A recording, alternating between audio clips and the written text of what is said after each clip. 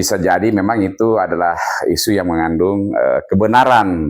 Bisa jadi ini memang ada niat-niat, ada niat atau ada rencana dari Bapak Presiden Prabowo untuk melakukan penggantian terhadap Bapak Kapolri, Bapak Jenderal Listio Sigit Prabowo.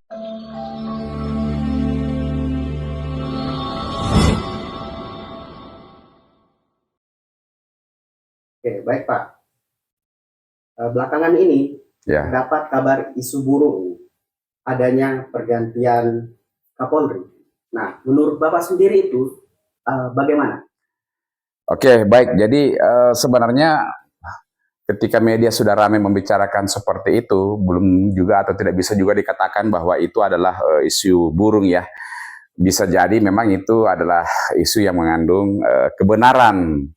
Karena kenapa? Karena media-media, dan kalau kita perhatikan, kalau tidak salah, bahkan media besar seperti Kompas pun juga sudah memberitakan, dan bahkan calon-calonnya itu sudah mulai dimunculkan ya di berita, dan ada dua calon yang setahu saya di pemberitaan media, dan salah satunya itu adalah Komjen Dedi kalau tidak salah, mantan Kapolda Banten kalau saya tidak salah ya.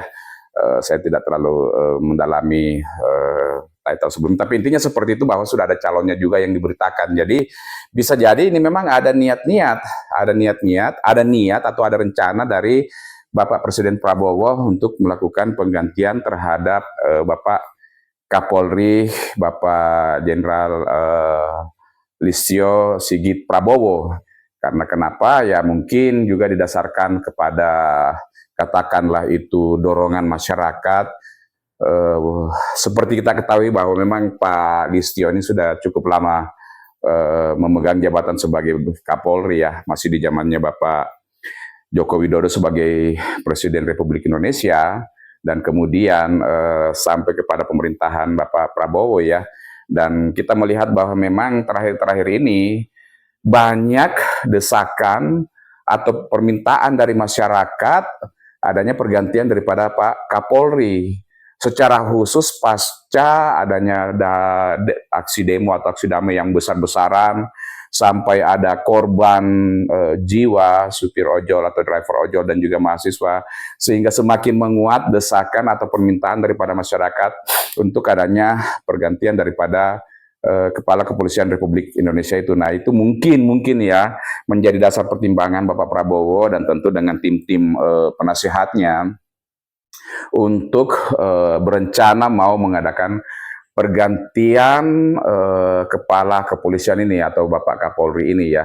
Dan ya mungkin juga berbagai macam pertimbangan karena adanya cukup banyak katakanlah itu dinamika atau ke mulut tentang kepolisian, oknum-oknum yang tidak menjalankan fungsinya dengan baik, banyaknya oknum yang kedapatan kemudian tidak bekerja secara profesional dan lain sebagainya, yang ini kemudian menjadikan sebagai suatu desakan masyarakat dan ditampung oleh pemerintahan dan mungkin oleh Bapak Presiden Prabowo Subianto itu disikapi dengan rencana penggantian Kepala Kepolisian Republik Indonesia. Jadi kalau kita dengar memang seperti itu, kalau dikatakan itu apakah sudah pasti, ya kita tidak tahu ya, hanya pemerintah yang tahu, presiden yang tahu dengan tentu tim-timnya.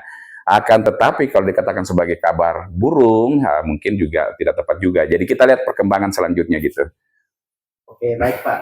Untuk pertanyaan selanjutnya, banyaknya beredar isu surprise mengenai pergantian Kapolri. Oke. Nah, menurut Bapak itu apa sih itu surprise? Oke, baik.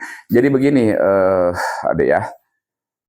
Di dalam Undang-Undang Kepolisian, Undang-Undang Nomor 2 Tahun 2002, semoga tidak salah ya, di pasal 11 memang dikatakan di situ bahwa Kepala Kepolisian Republik Indonesia itu diangkat dan diberhentikan oleh Presiden ya, akan tetapi dengan sepersetujuan DPR RI. Nah, ini dasar hukumnya ini. Jadi teman-teman harus perlu tahu, karena tidak semuanya pejabat setingkat Kepala Kepolisian itu mendapatkan persetujuan dari DPR. Menteri ya tidak langsung seketika diangkat, demikian juga dengan Panglima TNI ya. Nah, ada suatu undang-undang, yaitu Undang-Undang Kepolisian Republik Indonesia, yang dikatakan di situ bahwa Presiden harus meminta persetujuan DPR RI. Nah, kenapa harus meminta persetujuan DPR RI?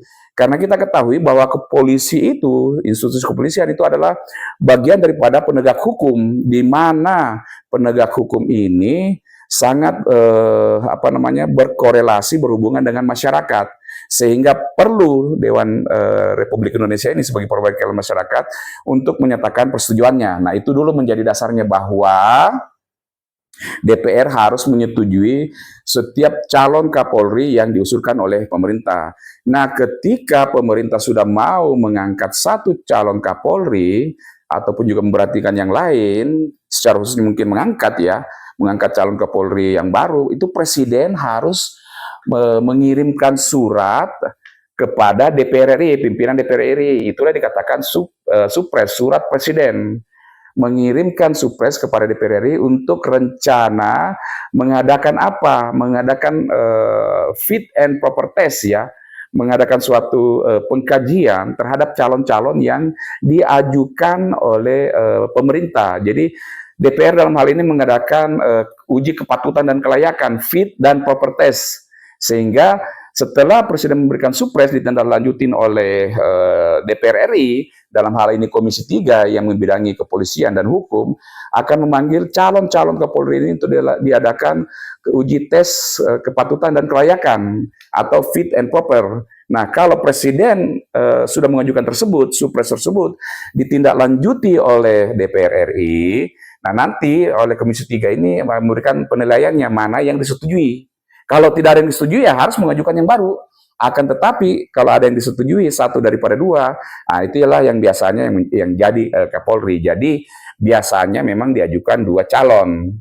Karena kalau hanya satu calon dan tidak disetujui, ya itu juga fatal juga ya, bisa diulang lagi. Cuman mungkin biasanya ada komunikasi-komunikasi di belakang layar mungkin ya antara pemerintah, dalam hal ini perwakilan daripada daripada pemerintah, Presiden, misalnya Menteri Polhukam kepada Komisi 3 tentang calon-calon tersebut. Tetapi formalnya karena diatur oleh undang-undang kepolisian tadi, jadi Presiden mengirimkan surat Presiden supres kepada DPR RI untuk mengadakan fit dan proper test kepada calon Kapolri yang akan diajukan. Jadi seperti itu administrasi negaranya di dalam hal penentuan terhadap Kepala Kepolisian Republik Indonesia.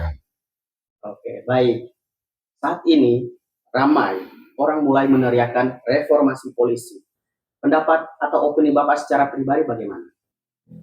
Ya, jadi reformasi kepolisian ini memang lagi hangat-hangatnya didengungkan oleh rakyat loh ya, oleh masyarakat. Memang ya saya pikir kepolisian juga harus bisa mawas diri, bisa introspeksi diri bahwa ke bawah-bawahnya itu memang begitu banyaknya penyimpangan-penyimpangan terhadap tugas-tugas yang seharusnya dijalankan oleh kepolisian, baik sebagai aparat penegak hukum sendiri di dalam penanganan kasus, di dalam mengayomi masyarakat dan lain sebagainya, di mana oknum-oknum ini terkadang begitu mencuat gitu ya.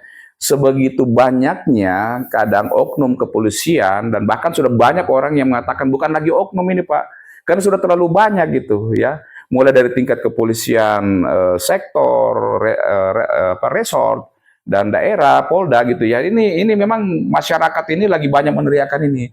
Jadi maksudnya itu reformasi kepolisian, bahwa adanya suatu pembenahan yang lebih baik di sisi kepolisian itu, supaya benar-benar fungsinya itu berjalan dengan baik. Itu satu. Kemudian secara kedua, sistem SDM-nya, mungkin dari perekrutannya yang perlu untuk dievaluasi kembali, sehingga kadang kita ketahui bahwa adanya junior dan senioritas ini, KKA dan lain sebagainya, sehingga membuat ketika suatu jabatan diemban oleh junior dan akan memproses seniornya, itu adanya kesungkanan. Dan bahkan senior mungkin bisa segampang itu menyuruh juniornya. Ini kemungkinannya ya. Nah berikutnya apalagi, semisal ya mungkin perlu dievaluasi struktur-strukturnya, hierarki-hierarkinya. Dan itu tentu kembali kepada Bapak Kepala Kepolisian Republik Indonesia bersama dengan Kepala Pemerintahan dan tentu dengan DPR RI juga. Nah ini semuanya yang harus dievaluasi kembali untuk mengkaji, memberikan suatu kerja positif yang lebih presisi ke depannya dari Kepolisian Republik Indonesia. Dan ini yang sangat kita harapkan. Karena kepolisian sebagai aparat penegak hukum, gerbang terdepan secara khusus penegakan hukum untuk benar-benar memproses setiap perkara dengan baik. Tidak ada lagi tanda kutip orang-orang yang terkriminalisasi, terzolimi, dan lain sebagainya. Dan ini yang kita harapkan. Penyidik-penyidik itu juga mungkin harus lebih dibekali ilmu tentang penyidikan, ilmu-ilmu hukum. Ada suatu standarisasi, semisal menjadi penyidik itu dia paling tidak berbasis sarjana hukum, bukan hanya, mohon maaf ya, baru lulus sekolah menengah atas atau SMA, kemudian menjadi penyidik, sementara ilmu hukumnya masih kurang mumpuni, pengetahuan tentang KUHP, pengetahuan tentang KUHAP masih sangat minim. Nah ini yang harus kita harapkan, yang dikatakan adanya reformasi di dalam kepolisian, dan tentunya ya kita mengharapkan kepolisian bisa bekerja independen, tidak dipengaruhi oleh kepentingan-kepentingan oligarki, kepentingan orang-orang berkuasa, dan lain sebagainya. Inilah yang dikatakan reformasi kepolisian yang diharapkan atau dituntutkan oleh begitu banyak masyarakat di Indonesia. Oke, baik. Rendahnya kepercayaan masyarakat, bahkan martabat kepolisian sendiri itu di mata masyarakat. Nah, menurut Bapak sendiri, apa harapan Bapak untuk kepolisian ini agar dapat dipercaya lagi oleh masyarakat? Ya, yang paling pertama itu tentu kita berharap satu, bahwa polisi itu bekerja secara profesional. Logonya, motonya itu sudah bagus, presisi. Presisi itu kan benar-benar akurat, akurasi ya. Benar-benar sesuai dengan tupoksi, sesuai dengan SOP, tidak keluar daripada situ gitu. Kemudian kedua, ini yang penting ini, bagaimana benar-benar masyarakat yang katakan terzolimi, melapor, itu benar-benar diproses dengan baik ya. Tidak karena adanya tanda kutip katakanlah itu kekuasaan intervensi, kepentingan besar dan sebagainya. Ini semuanya yang harus diperhatikan. Benar-benar bekerja secara profesional ya, secara adil untuk kepentingan rakyat, kepentingan masyarakat. Yang salah adalah salah, yang benar adalah benar.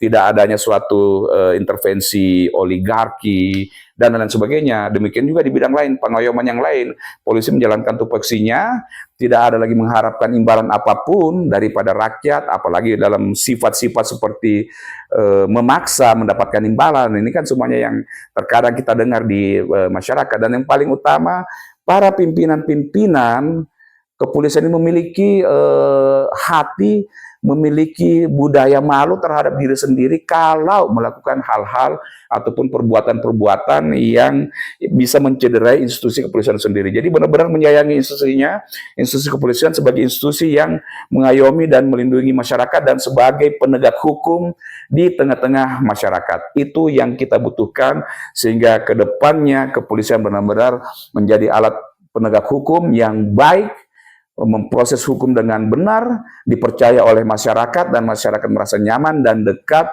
dengan kepolisian. Terima kasih. Oke, baik Pak. Terima kasih atas waktunya.